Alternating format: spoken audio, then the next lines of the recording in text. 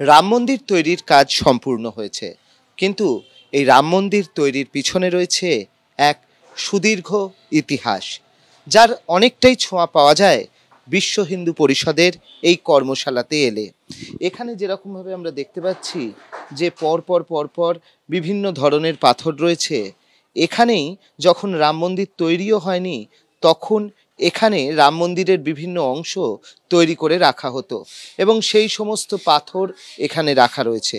অন্যদিকে ইতিহাসের ছোঁয়া যেরকম পাওয়া যায়, এখানে আমরা দেখতে পাচ্ছি ছবি রয়েছে যে অশোক সিংহল তিনি আহত হয়েছিলেন, সেই ছবি রয়েছে।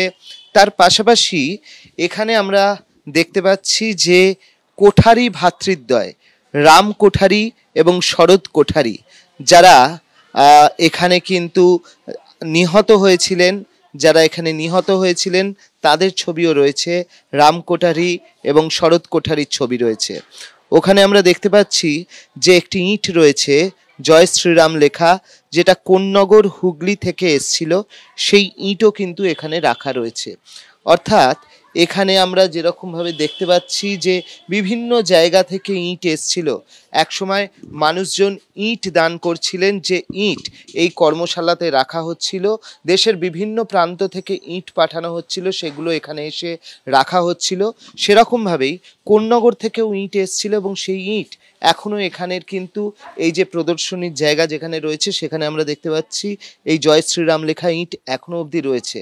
অন্যদিকে এখানে যে কর্মশালায় বহুদিন ধরে কিভাবে কাজ হয়েছে, সেই কাজ আমরা এখানে এলেই দেখতে পাবো যে এখানে যারা রয়েছেন তারা এখনও অবধি এই ধরনের যে মার্বেলগুলো সেগুলোকে পরিষ্কার করছেন, তারা এগুলোকে পালিশ করছেন।